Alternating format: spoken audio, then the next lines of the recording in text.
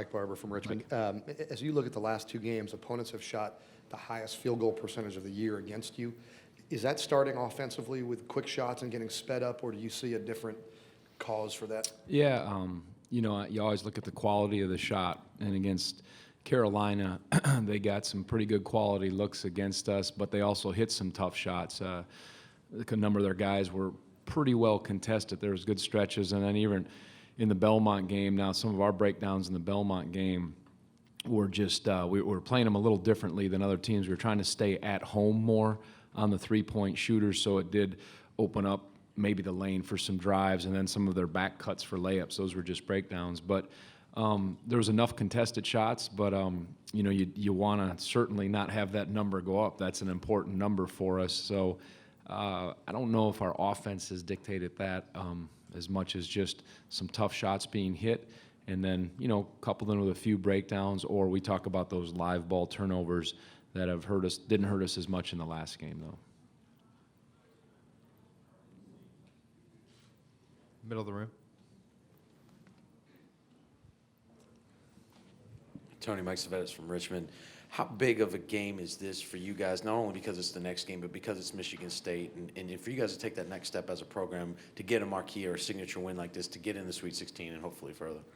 Yeah, well, Michigan State is a heck of a program. Very good team, excellent coach, and we know we'll have to play our best. As far as I don't get too much into having to beat a marquee team. You play so many in the ACC, but you want to advance. Any chance you can, put yourself in an opportunity to advance is significant. This is a very good team as a 7 seed who's playing great. Seedings, throw them out. I said that before. But last year, they're the team that stopped us, and they played real well. It was a heck of a game. Again, watching how well they're playing this year. I mean, if you can beat a team that's playing at a high level, and certainly Michigan State, that's great. But it's just about trying to advance, whether it's Michigan State or someone else.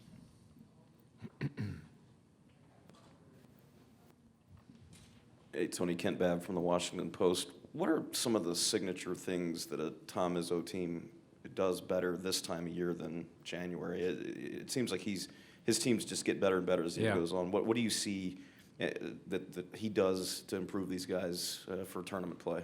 Yeah, I think, some of their staples, their ability to get down the floor. I don't know if they improve that as the season goes, but their transition offense is terrific, how they'll get rebounds and off the pass, they're up the floor. And I think because they're so tough-minded, that's who he is, that's what he instills in his program. They really are, they just battle. You can see that. Of course, they offensive rebound. That's something they've always done. Those two things are there, but they do them at a high level. And his players are good. He's got their 3 guys, Valentine, Trice, and Dawson. Dawson last year had 24 and 10 against us. And, he's got good players, and he certainly has them playing so hard, and you just see it.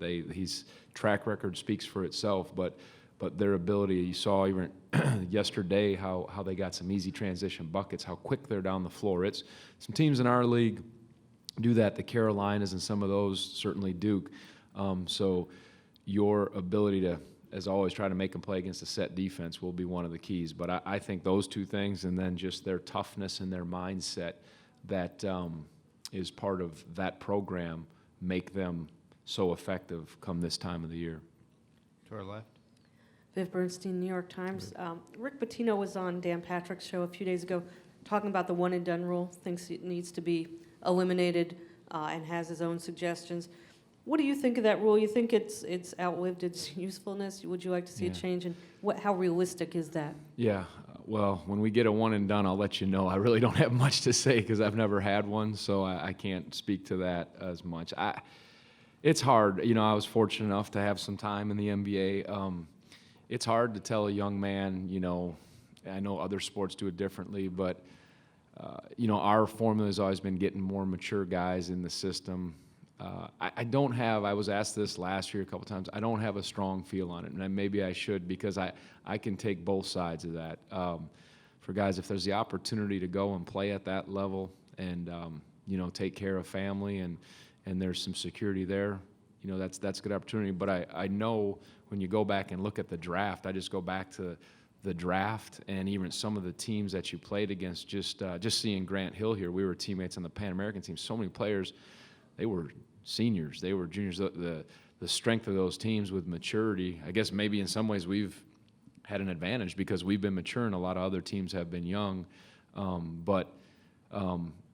If they stayed longer, is Coach Pitino saying that there shouldn't be any rule, or should they have to stay longer? What was he suggesting? The LeBron level, Okafor level can go to the NBA. Do you want to, sorry, the LeBron level talent can go straight to the NBA, but if you go to college, you probably have to stay a few years, 2, 3. Yeah, I think if you did that, it certainly would strengthen the depth of the college game, just like maybe in the past in that regard.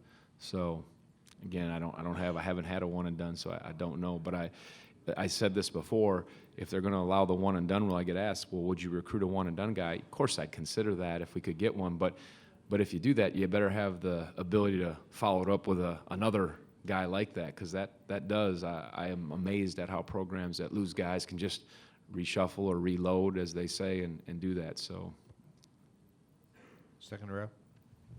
Doug Dowdy, the Roanoke Times. If you've asked this already, I'll get it off the playback. But London yesterday hits the bucket in the lane. Yeah.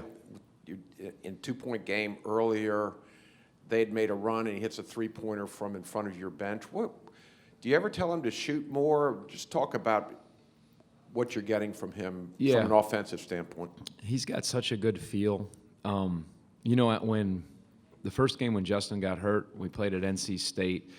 We talked to him about trying to look to be assertive more, and I think he's got such good feel. I think of course you encourage him. He knows he has a green light to shoot the right kind of shots, but if you take a guy out of what's natural to him and make him something that maybe he's not, I think you have to be careful about that. And that first game back against NC State, he was trying to be aggressive, and I remember saying to him after that game, just be yourself. You take the shots from there. You know what's right. You have a feel, and I trust his feel.